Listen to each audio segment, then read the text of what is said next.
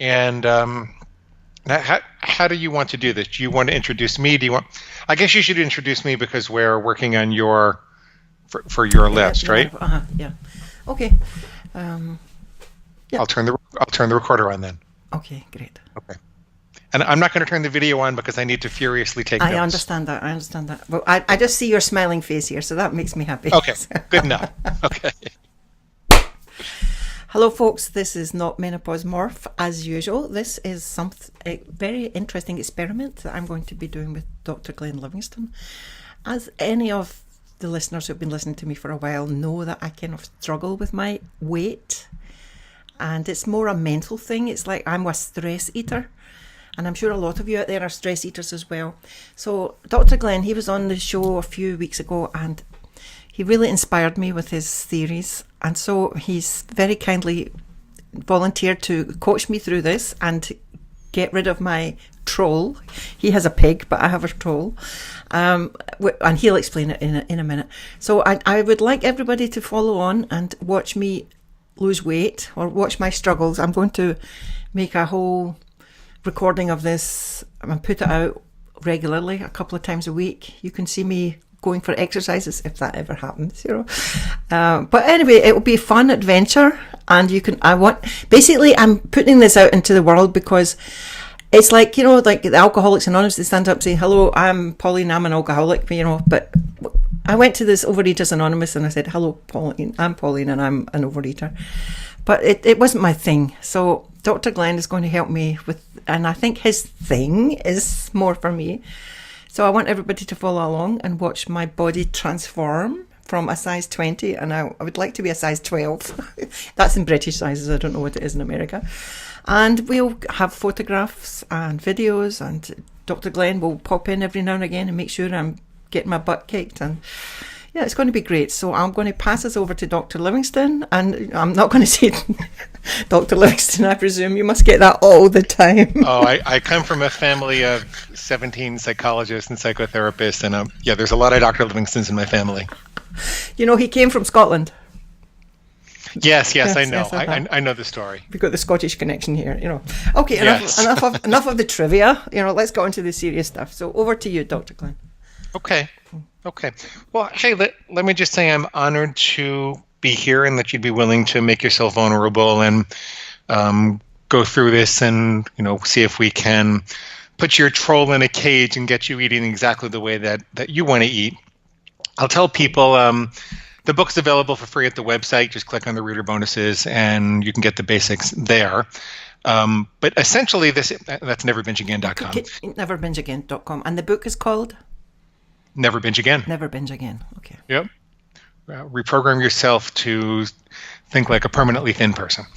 So what I wanted to say is that this is really the polar opposite of Overeaters Anonymous, whereas Overeaters Anonymous tells you to focus on progress, not perfection, and just one day at a time, and to tell you that you can't quit, you can only kind of get through the day. This is the opposite. This is a very aggressive, take no prisoners kind of approach to eating the way that you want to eat. I'm not going to tell you how to eat. Pauline's not going to tell you how to eat. But most people know what a healthy day and an unhealthy day is for them. Most people have ideas about what they're doing wrong. And when we go through some of the interviewing that you'll see me go through with Pauline today, you'll see that everybody can come up with a unique set of rules that really define how they want to eat. And I typically recommend that people start with just one rule so they can understand how this game is played. And the way the game is played is that we assign all of our destructive thoughts about eating, all doubt, all insecurity, all notions that we may ever break our rules, we assign that to kind of a sub-personality. We isolate and compartmentalize this thing in our head, which is it's a manifestation of our lizard brain, which doesn't really have our loved ones and our higher goals and aspirations and desire to be a human being in society. It doesn't really have that in mind. The lower brain, if you will, the lizard brain, it has the interest of when it sees something in the environment, it thinks, do I kill it? Do I mate with it or do I eat it? And basically, when that gets really activated, it's very possible for everything you think of as you to go away. And so rather than nurturing our inner wounded child or trying to love ourselves thin, what we're actually trying to do is cultivate a sense of disgust for this inner troll, so that the moment that, mine is a pig, so mine squeals, the moment that it makes noise and says we should break these rules, that we hear it, we get a little bit of a jolt, a little uncomfortable feeling, and that uncomfortable feeling gives us the microseconds that we need to remember who we are, remember why we're doing what we're doing, and make the right choice. And make the right choice if we so choose. It gives us the freedom of choice back, and that's what we're going to do. So, Pauline, does that sound good? Sounds good. Okay. And so, Pauline, you've been living in your own mind and your own body for 56 years now. I was going to say 40 some odd years. But thank you, darling. Thank you. So you've been living in your own mind for 50 some odd years, as have I.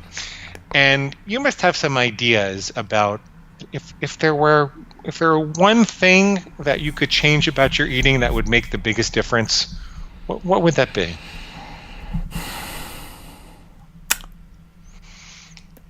Not to be able to look at chocolate or cake and not have the desire to eat it. You know, it's like if there's a bar of chocolate or a cake in the room and everybody's talking and, you know, it's just lying there, it's waiting for maybe dinner tonight, I can't concentrate on the talk because I'm thinking of that chocolate cake.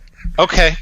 I had that problem. I used to be seeing, I was a couple therapist, and by the way, I do this type of work as a coach, not as a psychologist, because it's not necessarily in concert with the best practices of my licensed profession. So you think of me as Coach Glenn rather than Dr. Livingston here. Okay. But I used to have that problem. I would be sitting with couples who were talking to me about their marriage being in a shambles, and I would be thinking about when can I go get a whole pizza? The obsession would be kind of ruining my experience of being present. So you would like to be freed from the obsession over chocolate and cake. And ice cream and anything sweet, basically. Okay. But my three biggies are chocolate, cake, and ice cream. Oh, and potato chips, or what they call crisps, we call them in Britain. Yeah. So what do they all have in common? Chocolate, cake, and ice cream. They all have sugar in them, right? Yeah. Okay. Do you have a problem with sugar-free cakes or pies or anything? I have a problem finding them. We don't really have them here in Iceland. Okay, good. So that's not a problem anymore. Yeah. So if you, we're going to explore a couple of options, and please don't feel any pressure from me to accept any of these roles. No pressure. Because we can make it a very strict rule, or we can make it conditional to allow some leeway. But if you were to say, forget about whether you feel like you can do this or not, because your troll is going to say that you can't. But if you could say, I will never eat anything sweet again besides whole fruit and berries, would that leave you any leeway to get in trouble? What do you mean? Do you mean like, would I just start to eat loads and loads of whole fruits and berries all the time? Is that what you mean? Would that eliminate all your trouble food? And would you get in trouble with whole fruit and berries? No, but I feel like I'm about to cry because I'm imagining myself never eating chocolate or crisps or cake ever again, and it's really painful. Yeah, it's but painful for your troll though. Yeah. Okay. Can you explain a little bit more about that troll? Because in the podcast episode you explained it more.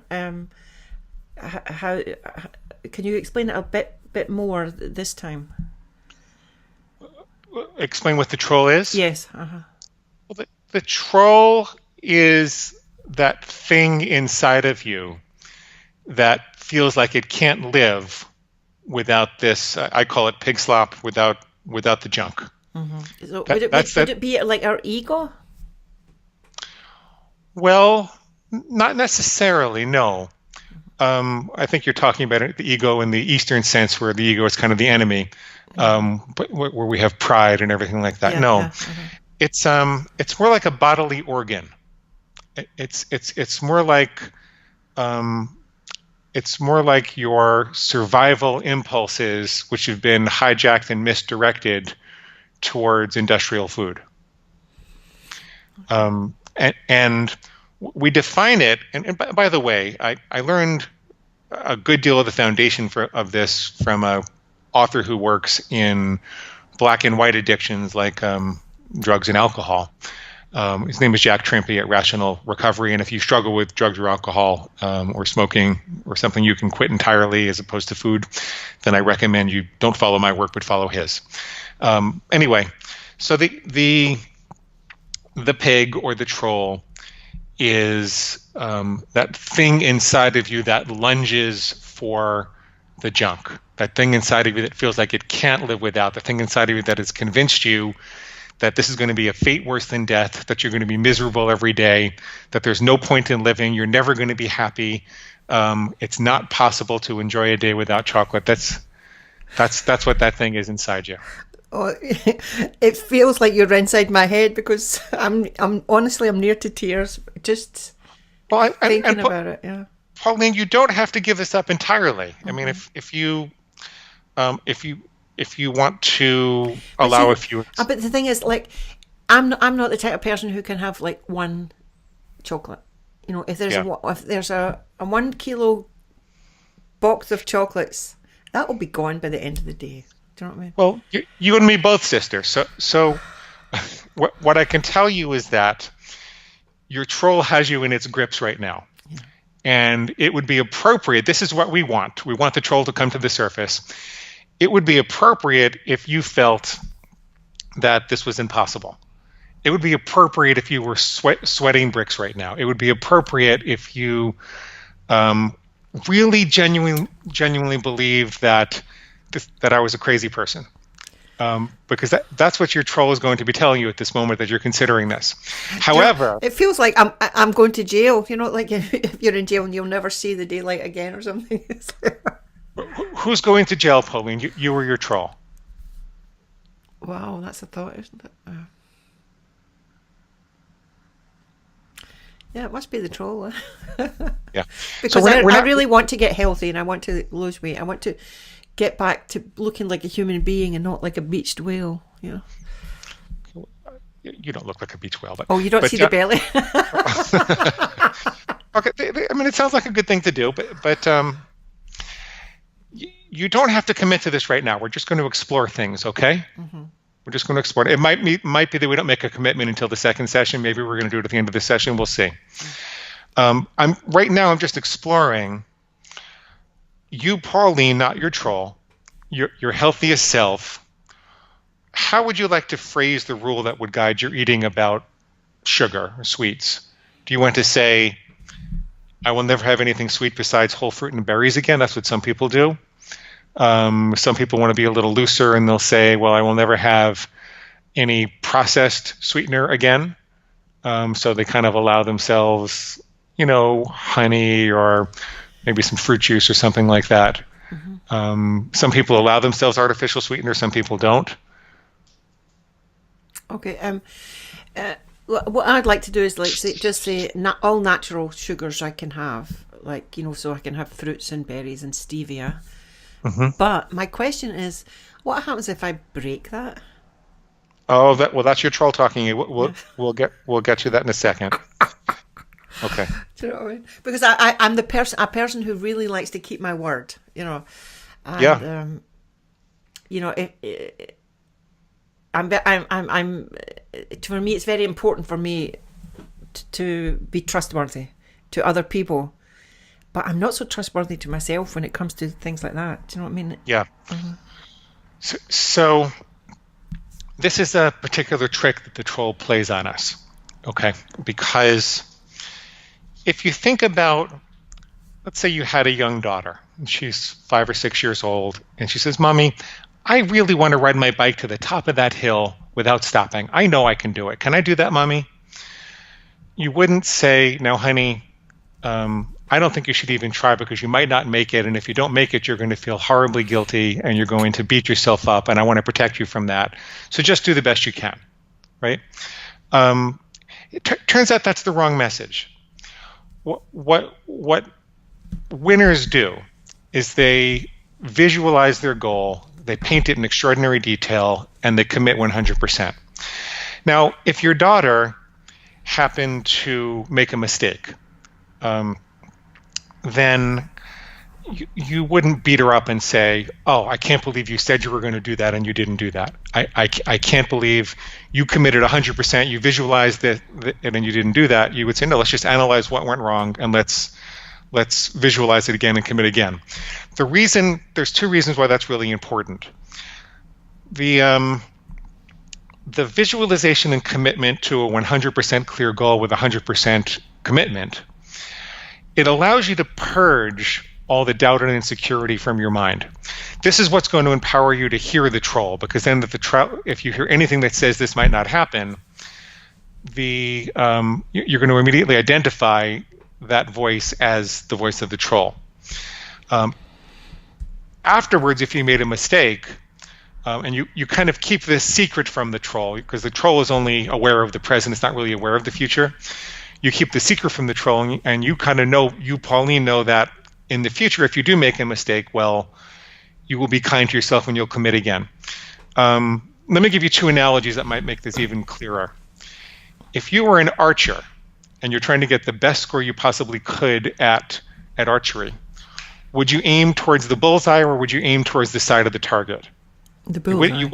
Yeah, right. You wouldn't aim in the vicinity of the target. You would make sure you could see the bullseye, you'd make sure everything was lined up, and you would concentrate 100% on the bullseye. When your husband married you, I bet this wasn't what he said. He didn't say, I'm about 90% certain that I could be faithful forever. But there sure are a lot of attractive people out there, and I want to be honest, my word's really important to me, and I don't want to beat myself up and drive myself crazy if I happen to slip. So I'm just being honest. You want me to be honest, right? I'm glad that makes you laugh. Yeah. So it's a kind of special circumstance where we are, and by the way, this is a commitment between you and you. Even though we're doing this publicly, this isn't about accountability. This is about what you want and your ability to exercise free will. And so I don't want you to. I don't want you to feel like it's only the accountability that's going to make this work, because accountability actually creates a kind of dependency. And what will happen is if the reason that you're doing this is because you're going to meet with Glenn again, or because you're going to do this public thing, you'll start to hate me. Your troll will start to hate me. Your troll will start to avoid me. And we don't want that. We want this to be between you and you. What do you think about all this? That's good. I don't like to hate people, so will I begin to hate my troll? Oh yeah. Mm-hmm. Oh yeah. Well, this thing has been making you miserable. Yes. I want you to hate your troll, but I don't want you to give a lot of attention. You're going to dismiss it like you dismiss an alarm clock when you hear it. Mm-hmm. Okay. So in that case, if we were to say, I will never eat non-natural sources of sweet taste again. Yes, how would that be? That would be good. Do you want to revise that in any way? Yeah, it sounds a bit kind of clunky. I will never eat processed sugar again. How about that? Okay. I'll never eat processed sugar again. And so artificial sweeteners would be okay then, right? Yes. Well, don't use artificial. I use stevia. I don't think that's artificial. It's a natural one, isn't it? No, that's fine. Okay. Okay, so I will never eat processed sugar again. Is there any non-processed sugar that could get you in trouble? Well, considering that I have a souvenir candy company, yes. Yes. I have to admit that when I knew that this was coming, we had a call last Monday, and then since Monday, you told me, we had to delay the call, and you told me, just, be good now, just don't, because the week before that, I was pigging out, I was kind of thinking, oh my God, he's going to put me on this, and I'm not going to be eating. I was eating everything that was in sight, basically, everything that was sweet. And, oh my goodness. Anyway, so since we had that talk on Monday, then I have been very good. I only had 4 sweeties, which is really amazing, because normally I would have about 40. Okay. in that one day, and that was only in one day, So Monday, Tuesday, Wednesday, Thursday, Friday. Yeah, I've been very good. So Pauline, if you never ate processed sugar again, is there anything you could eat that would get you in trouble? Yeah. What do you mean? Like, I'm not exactly sure what your question means. Is like, is there some special food that I really, really would want to eat that has processed sugar? Is that what you mean? Is there anything that doesn't have processed sugar that would be trouble for you? Oh, that I would eat loads and loads and loads of, or something? No. What? Yes. Potato chips. Potato chips. In Britain we call them crisps, and in Iceland they call them snacks. Okay. So do you want to eliminate potato chips also? Yes. That's a big bogey for me. Okay. And are we going to say I'll never eat chips again? Well, I won't word it that way, because in British English, chips means French fries. Oh, okay. So I will never eat crisps and snacks again. So we'll use the Icelandic word and the English word. So crisps and snacks? What? With snacks, it's the same as crisps, the same as but it's the Icelandic word for potato chips is snacks. Okay. Snacks would be broader in America. Yeah. Okay. But I'll write it in the Icelandic way with an X. So never eat. Okay. So we might take 2 rules. Okay. I'll put it in brackets. I'll put the snacks, the Icelandic word in brackets, because I'm going to Icelandic shops all the time, so I'm seeing the adverts in Icelandic, not in English. Okay. If you had those 2 rules, I'll never eat processed sugar again, and I'll never eat crisps or snacks again, how could your troll get you in trouble?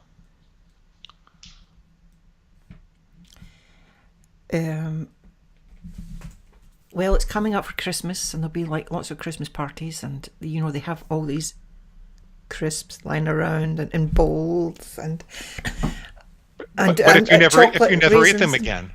Well, if I never eat them again. Is there anything else your troll would like to eat that would get you in trouble besides crisps and processed sugar? Sorry, I misunderstood your question. It's okay. I wasn't clear. Anything else? Ice cream, but that's got sugar in it, hasn't it?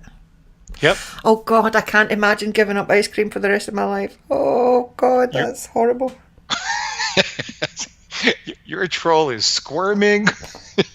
No, especially I have a oh my God, I feel like crying. Do you want it? No, I have an appointment this afternoon with a girlfriend to go for ice cream. Oh no. Well, do you want to make an exception for ice cream in some way?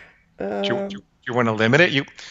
You can create conditional things. There are people who'll say, now some people can't do this. Some people, if they have a little, they have a lot, and that's it. Well, we're going to this special ice cream parlor that has 40 different flavors, and she lives beside it. And then sometimes when life has been a bit tough, like this last week, something was tough for her and tough for me, and then we had the girl talk and everything. Not a confrontation between us, but just different things in our lives, and then we said, "Oh yeah, I'm coming into Reykjavik on Friday," and she said, "Let's go for ice cream." Pauline, if you did that once a month, would that interfere with your progress? No, I think once a month, and then if I just make it just one bowl of ice cream instead of the usual 2 that I get, So I can handle that. If we change our rules and we say, other than 1 bowl of ice cream no more than once per calendar month, I will never have processed sugar again. Okay. Is that better?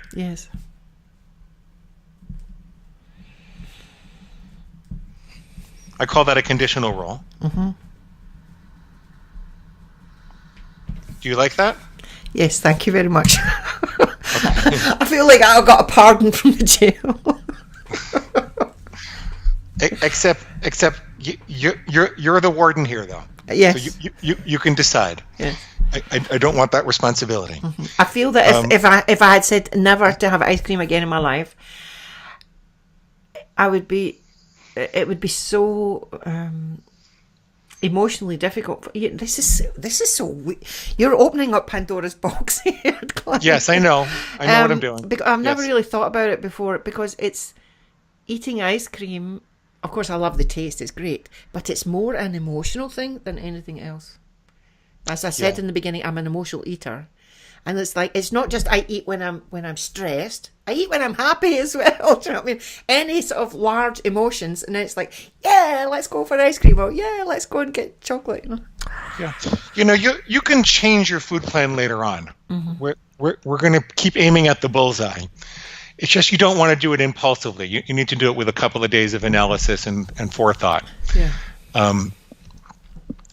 So what we're creating a bullseye that we present to the pig in the present.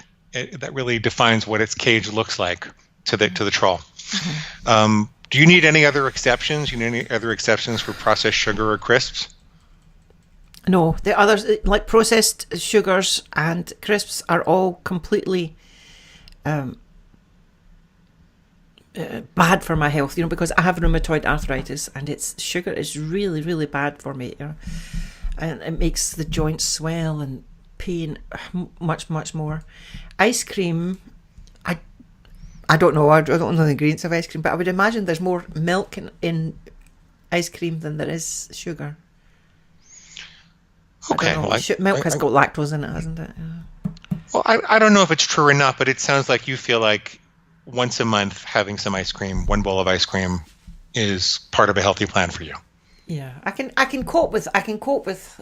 See, the thing is, like with chocolate, if I eat a little bit of chocolate, I want more and more and more.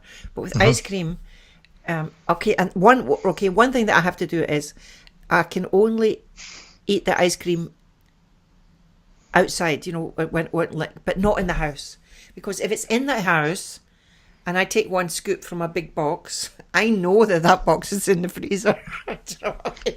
Okay, so it's other than one bowl of ice cream outside the house per calendar month, I'll never eat processed sugar again. Yeah. Okay, and that's your one safety valve. Yeah. You don't need to, and that won't be chocolate ice cream, right? Do you want to allow that to be? Actually, you don't have a specific rule about chocolate, so okay, it could be chocolate ice cream. Okay. Yeah, because then usually my favourite ice cream is chocolate. How did you know? We started out talking about chocolate, but then we changed to processed sugar. So I was just making sure there wasn't a conflict, but there's not. You have a very expressive face. If I eat chocolate ice cream, it doesn't make me have a desire to go and eat chocolate. Very good. Okay. Very good. So your two rules are, other than one bowl of ice cream outside the house per calendar month, I will never eat processed sugar again. Mm-hmm. And I will never eat crisps or snacks again. Yeah. Those are your two rules. Mm-hmm. Those are pretty strong rules. If yes. Okay. Well, we're not going to commit yet, so we're just exploring. Mm-hmm. I mean, can I just tell you, I took measurements. I wanted to do this properly. I took photographs. It was like, the police photographs where you stand at the front and you turn to the side. Yeah. I don't know how to do it on this thing, but I'll put the photographs on at the end of the video before I put it online, so people can see me in my swimsuit.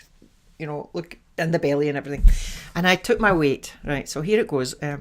I'm 86.5 kilograms, which is 190 pounds, 11 ounces. Okay. Right? And I took my measurements. And what I did was I used bits of string. You can see them here. 3 knots on it. That's my hips. Right? And 2 knots, that's my breast size. Okay. Look at the size of that string. And 1 is my belly, which is my biggest focus. But actually, when I measured them all up together, they're all the same size. Oh, Except, so that's, now you know the size of my okay. belly. So I tell you that, what, so everybody knows. So one knot was the belly. It was 116.5 centimetres, which is 49, no, I'm making myself too big here, 47 inches. The two knots is the breast, is again 116.5 centimetres, which is again 47 inches. And the three knots is the hips, and it's 117.5 centimetres, 1 centimetre bigger, 47.5 inches. So now we have that on record. So from now on we can see how it shrinks, and Oh, good. keep my string handy. Very good. That's a nice visual. Thank you. Mm-hmm. And by the way, I've worked with people as big as 500 pounds, and the weight comes off. Mm-hmm. Okay. So now we're going to give your pig your troll a chance in a little bit. But what I want to do for the moment is imagine that it's a year from now, and you have 100% complied with these two rules. Other than one bowl of ice cream outside the house per calendar month, you've never had processed sugar, and you've never eaten sweets or crisps for a whole year. 100%. I know the troll says that's impossible, but you really did it. What's different in your life? What would we see? I would have a different wardrobe, because my clothes would not fit me now, and I'd be having beautiful... Actually, I've got a whole wardrobe full of clothes that I can't get into. Mm-hmm. That I have never gotten into. I ordered them online. Oh God! And so and then as you probably know, I'm a singer and I'm on stage, and I've got all these beautiful gowns that I have never had a chance to wear. So I think that my shows would be have more pizzazz, because I would have all these beautiful gowns. And Pauline, is there one in particular? Is there one gown in particular you can envision yourself in, you really want to wear? Oh yes, this is one, and it's like a Greek goddess dress, like with all these folds and hanging, and it's made of silk, and one side is black and one side is cream, and then it folds over, and it's just beautiful. I would love to be like a Greek goddess. I love it. Okay, so the Greek goddess gown, we'll call it. Okay. Yeah, so you'd have a lot more pizzazz. You'd be... Yeah, sorry. I would also like to if I had lost so much weight after 1 year not eating sugar, because I know it would be a tremendous amount. How much? I would say 20 kilos, but I think that might be too drastic. But I'm not sure. But if I can lose 10 kilos in 1 year, I would be very happy. Okay. But I really need to lose at least 25 kilos. How much is that in pounds? Like 2.2 kilos a pound, right? Yeah. What am I now? Okay, so you know what? Let's call it 15 kilos, just for a point of reference. Okay. Sounds reasonable to me. Mm-hmm. Yeah, it's about 40 pounds, I think. I don't know. Okay.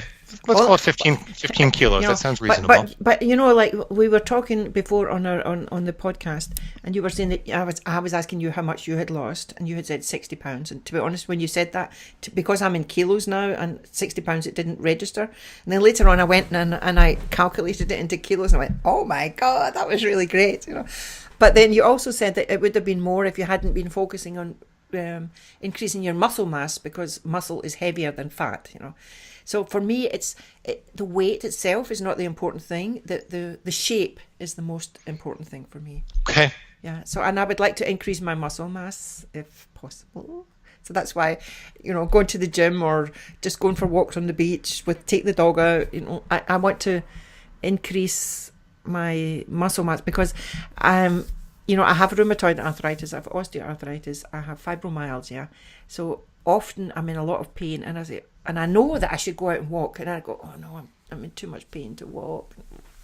So now I need to stop all that excuses. I think that's my troll is actually telling me, no, it's too cold outside to walk. No, you're too tired. No, it's too painful. I think the troll is not just controlling the food, it's controlling a whole range of things in our psyche, I think. Yes, and that's a good point. And many people include behaviors in their food plans. Like I will always walk 20 minutes a day or something like that. But let's not do that right now. Okay. I think that might be a natural consequence of what you're doing. Okay, so you'd be going for walks. You'd go to the gym. You'd be taking better care of your rheumatoid arthritis and your fibromyalgia and all that. What else would be different in a year?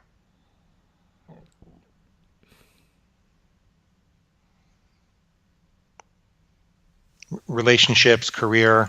We talked a little about. Yeah, I think my husband would be more frisky with Uh-huh. with a Okay. of course I always say I don't use the F word. The only F word we use in our house is fluffy. I'm a fluffy woman or a cuddly woman. But I think he would like me to be less fluffy. So I think our relationship would be much. I mean, it's good now, but I mean, I think it would be more hot, especially in the bedroom department. What's your husband's name? His name is Trygve. Trygve? Trygve, yes. Trygve. Okay, well, this one's for Trygve then, right? Okay. Okay. And what else? I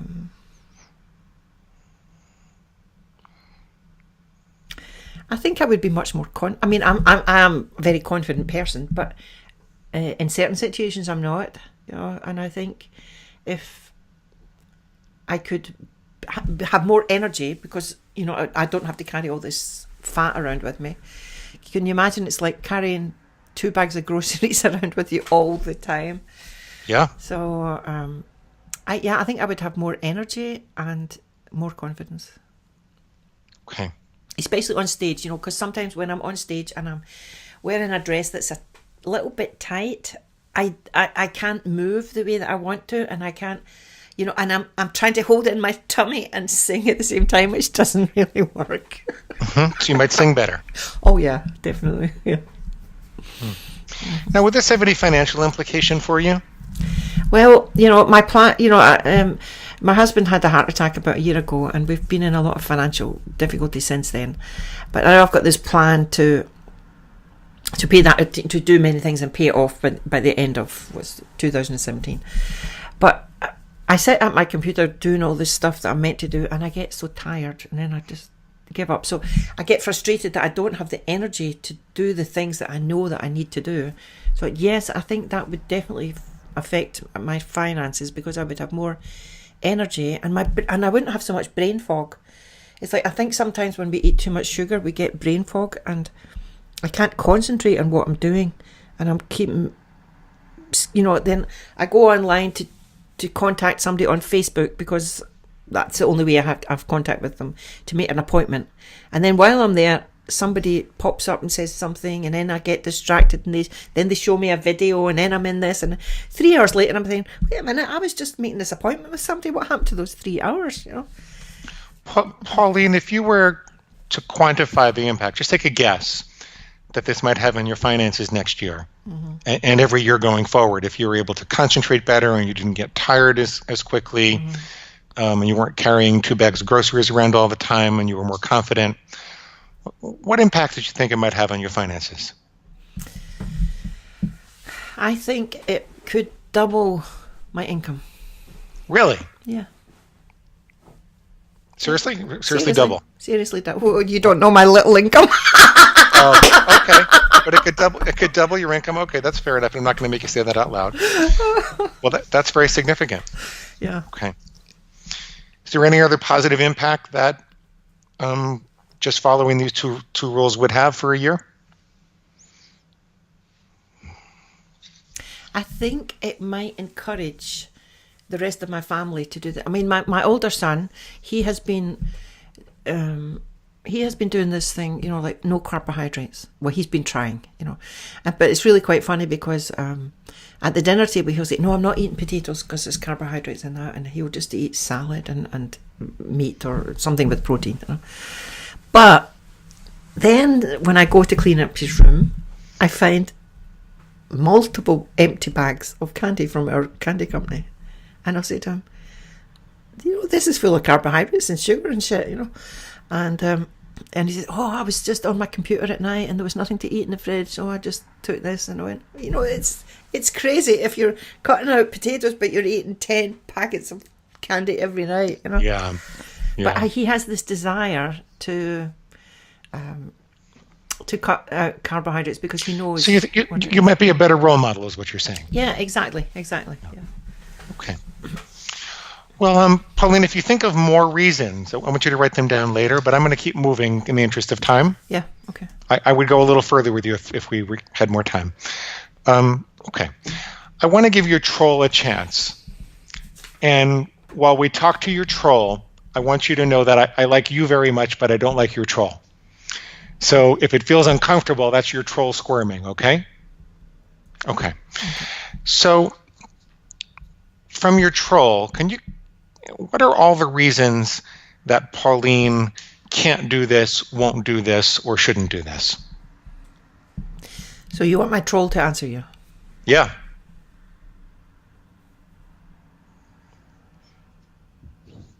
Do you want me to answer the troll to answer from the troll, or what the troll thinks Pauline should? Either way. Can you do the question again? Sorry, say the question again. Hey, troll.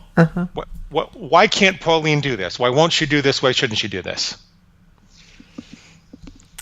Because she doesn't have another way to cope with the stress, and it's good for her to feel good when she eats chocolate and ice cream and cake. It's the only pleasurable thing in life at those times. Yes, it makes her feel. I don't know what it makes her feel, but it makes her feel good, I suppose. She has a very stressful life, and this takes it away. Yeah. Okay. And it reminds her of her childhood, when if she was good, she would get rewarded with some chocolate or cake or something. Yeah.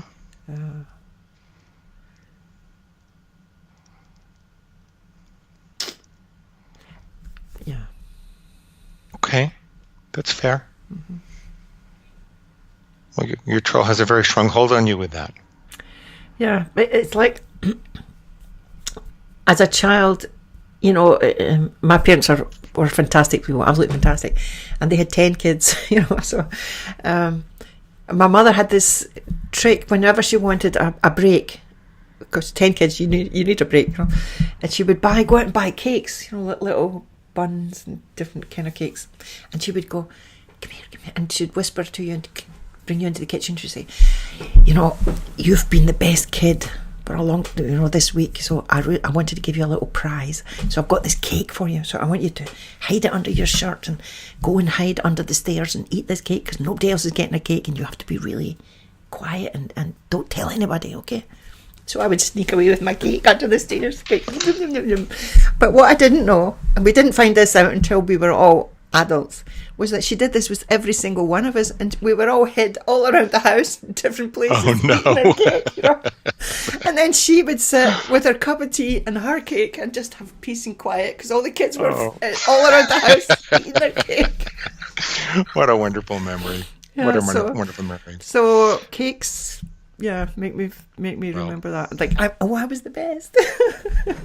Well, Pauline, if you kind of write that down and you think about it, you'll find some other ways to recreate those feelings. My mom used to give me Bosco, which is this chocolate syrup. Do you remember Bosco? No, they don't have it in Britain. No. But you told me about it. It's some like chocolate syrup. Yeah. She used to do that, and I had to find ways to make myself special or find that kind of love. But okay, let's keep going with your troll. What else does your troll say? What are the other reasons that Pauline can't do this, won't do this, shouldn't do this? She's not serious enough. She's done these kind of things. She's made promises before in the past, and she's never kept them. Yeah, or she did it for 1 week or 7 days, or 21 days at the most, and then it went out the window. So she'll never do it again. Or she'll never succeed. Yeah. What's the point in doing it when she's going to give up anyway? Got it. You never did it before. Shit. Going to quit anyway. Why bother? Let's just be a happy cake eater. Yeah. Okay. Wow, it's blowing my head now. It's blowing your head up? Yeah. Realizing it, that there is this little voice inside, that gives you doubts, Get off my shoulder, you bad guy. So you're starting to get it now, Pauline, because you said the word little. Mm-hmm. It's a little voice, and you're recognizing that you're superior. Yeah. Yeah, you're starting to recognize this now. Mm-hmm. Good. It's okay if you cry as you do. That's not a big deal. Okay. What else? What other reasons? Another one would be it's more expensive to eat healthy than it is to eat, lots of stuff loaded with carbohydrates and Mm-hmm. So when that reminds me of if we say I never eat processed sugar, so but I was going to say sugar in like in pasta and potatoes and stuff. That wouldn't really be processed sugar as such, would it? That would be carbohydrates, which break down into sugars ultimately. But well, it might be that you're going to want to further refine this later on. Mm-hmm. I think you're tackling a lot right now, so I might suggest that even if you don't lose weight right away, that we don't add any more rules to start with. Okay. Yeah, I'm quite happy with that. Yeah, because I think. When my son did this, he just wanted to eat meat and salads and no potatoes and no pasta and things like that. And he was always hungry because he didn't have that filling thing that would normally fill you up, So he'd be saying, "Oh, can I have more? Can I have more meat? Can I have more meat?" And of course, meat is very expensive. Yeah. Well, you can have other than these two rules, you can do whatever you want to. Yeah.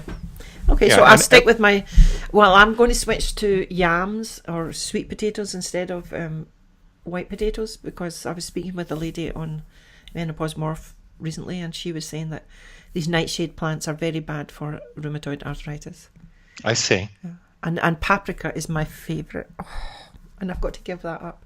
But she said try it for, I think it was 21 days. So I've done it now for about 4 or 5 days. Pauline, let me tell you a big secret. Yeah. We don't crave things we know we can never have. And as much as it feels like you're going to die without your paprika, mm-hmm. A month from now, it'll be fine. It'll be fine. Is there any other reason that your troll has that you're unable to do this, shouldn't do this, can't do this?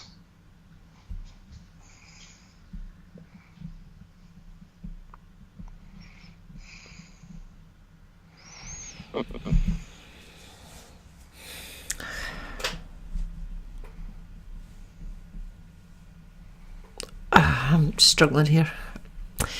Maybe I could, she's genetically disposed to being cuddly. Her whole family is cuddly.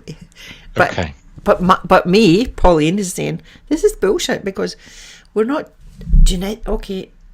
I don't think it's genetically disposed. I think it's hereditarily disposed in the sense that you eat the same kind of diet as your parents ate, and they ate the same diet as their parents ate. But of course, ours is now worse because it's a lot of processed food. But like as I said, like my mum would give us cakes and hide us around the house. But most nights, my dad would say, "Okay, let's watch a movie," and he would send out to the cafe and buy a bar of chocolate or a packet of crisps for everybody. And we'd all be sitting there watching the movie and eating, and it was really fun family time. Disposition is not destiny. It might be that people like you and I are predisposed to be cuddly, mm-hmm. But that's not our destiny. Okay. Like most men in my family at my age they've got a big pot belly and they're having heart attacks and things like that. But that's not me. Yeah. I'm disposed to do it, but I took control, and I'm not going to do that. It's easier for other people, but that doesn't mean that we have to go the route of our destiny. Yeah. Pauline, you were starting to do what I was going to do next. And by the way, I have an interview at the top of the hour, so we might have to finish next time. We've got 9 minutes. You were doing something called rational disputation. Now, it's not necessary you remember this. We're going to try to come up with answers for all of your trolls' best squeals. It's not necessary you remember that. It's only necessary that you recognize them as squeals and just dismiss them. But this one time, let me ask you, when your troll says, Pauline, there's no other way for you to cope. This is the only pleasure there is in life when things are going badly and you feel bad. It reminds you of, that special trick your mom used to play, makes you feel so loved. How can you possibly give this up? What if you jump back up into your higher adult self with all your aspirations and goals and the part of you that wants to be able to sing on stage being 15 kilos lighter in that Greek goddess dress, wants your husband, Trygve, to be more frisky, wants to feel more confident and energetic and sing better and work more and have less brain fog and double your income and, be a role model for the rest of the family. If you jump back up into that part of yourself, what would you say? I'd say, wow, go for it, girl. Well, see, this is called the deprivation trap. And what your troll is saying is you're going to deprive yourself of these old feelings. But what the troll is really doing is depriving you of all these new feelings that you want forever, right? It's making you suffer more with rheumatoid arthritis, and it's depriving you of all the things we just talked about. Yeah. Yeah, that's the answer to that. Okay. What about when the troll says that you're not serious enough, you always quit these things, you're going to give up anyway? Well, then I can tell it. Well, my husband used to say the same thing about business. I was always trying to start a business and it failed, and I would try another one, it failed, and he kept saying, why do you keep doing this? It always fails, and you just put a lot of money and energy into it and you just fail. But then eventually, about 5 years ago, I started a business, like souvenir candy company, that has just taken off, and the first year he said, this won't work. And then eventually he said, oh, do you need a help? Can I do this? Can I drive this stuff for you?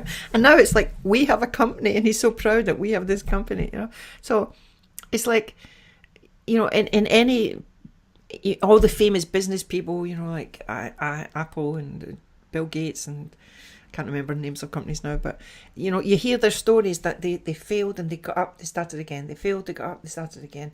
And people think that they were like an overnight success, but maybe they had 10 companies before that didn't work. And I think it's the same with this losing weight and not just losing weight like that, because that just sounds, I don't know, but it doesn't sound right. But taking control of my body, let's say this, taking control of my body, it's like that. Just because I failed one time, just because 2 or 3, maybe 40 times, doesn't mean that I'll never succeed. Exactly. What you're describing is very important. Winners get up until they succeed. Yeah. But fall down 7 times, get up 8. That's the old Japanese proverb. Yeah. And there's research to support that. Yeah, just keep getting up. So actually, when your troll points out how many times you've quit and tried again, it's pointing out a strength, not a weakness. That's how pathetic the troll is. It'll try to use it'll try to use it against you when it's actually making your point for you. Yeah. When your troll says it's too expensive to eat healthy, what's the answer to that? Find better menus. Yeah. And actually, the amount of money that I spend on medicine because of my health, it's phenomenal, right? Now, if I lost weight and had less pain, I would be spending less money on that medicine, and that money could be going to buying better food. Exactly. It's a pay me now or pay me later kind of thing. Exactly. And who knows what's going to happen in the future if you keep going the way you were going. Yeah. Very good. Very good. How confident do you feel that you're, by the way, I call out breaking the rules, I call it a binge, even if it's just one bite, just for clarity. How confident do you feel that you're never going to binge again?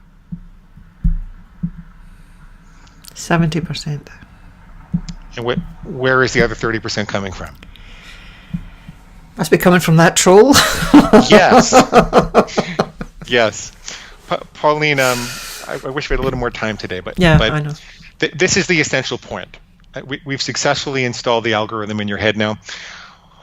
You can't get rid of the feeling that you might binge again because you have a lizard brain. And the troll has all these memories, and every now and then it's going to jump at this and say, ooh, this or ooh, that. So there's always kind of a lurking presence. It's always there. We have to live with this part of ourselves. But what we can do is we can commit to the 100%